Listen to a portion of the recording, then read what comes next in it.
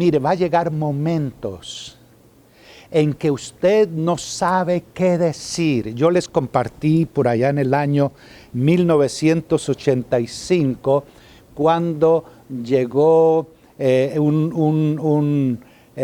Nevado del Ruiz en Colombia, ¿sí?, que erosionó ese volcán. Erosionó y se llevó mucha gente, y entre ellos una ciudad, ¿cómo se llamaba? Armero se la llevó, no sé cuánta gente, 26,000 o más personas. Yo estaba en una campaña en Guayaquil, Ecuador, una campaña para jóvenes, y resulta que yo era el predicador, pero ¿qué sucedió?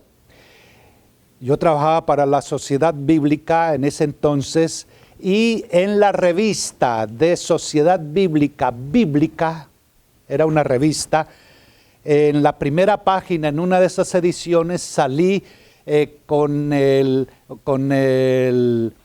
hombre máximo de la Iglesia Católica, el cardenal de aquel entonces de Ecuador, y un grupo de gentes católicos, y ellos, pues estaba con ellos. Y entonces, por haber salido en esa revista bíblica, esa campaña era para 15,000 personas, y esa primera noche no llegó ni 1,000 personas.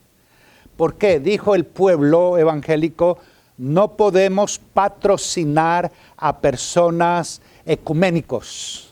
Me trataron a mí como ecuménico, por lo tanto, no vamos a apoyar esa campaña. Para mí fue muy duro y yo no sabía eso. Pero yo prediqué de todos modos. Pero esa noche el noticiero nacional de Ecuador pasó todo el desastre de Armero. Eso fueron las noticias.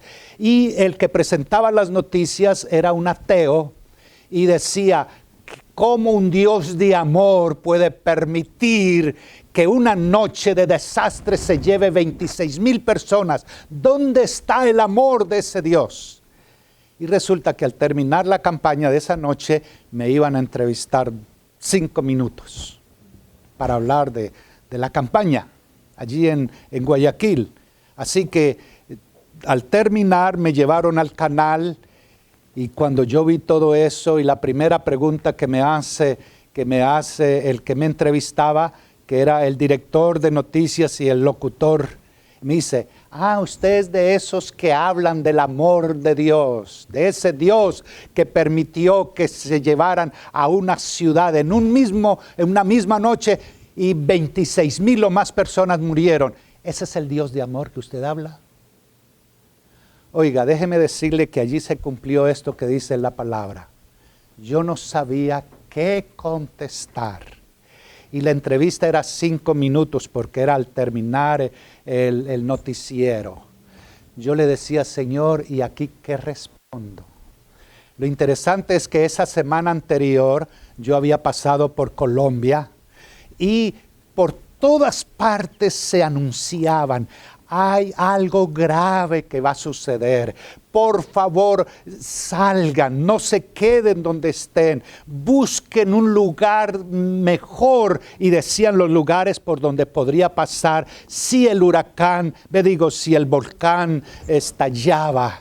Lo escuchaba cuando estuve en Colombia, y yo le dije: mire, en los tiempos de Noé, cuando iba a venir el diluvio universal, se le advirtió por 120 años al mundo que iba a venir un peligro muy grande, algo muy grave, pero la gente no quiso escuchar. Y eso mismo sucedió en Colombia. Dios le habló al pueblo colombiano. Iba a venir un desastre. Todo el mundo se burló. Todo el mundo no quiso creer. Todo el mundo estuvo escéptico. Dios, antes de hacer algo, Él habla a la gente lo que va a suceder.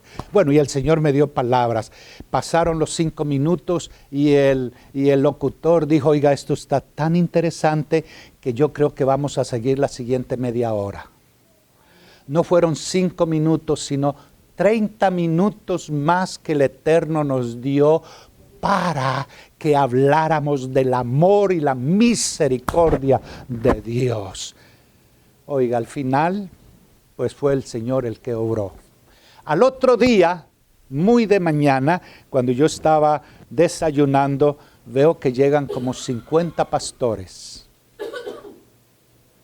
Cada uno de ellos a pedir perdón.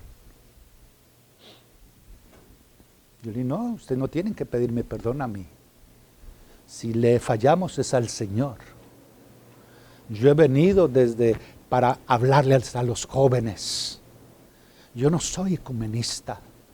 ¿Quién necesita del Señor? Los que no conocen al Señor.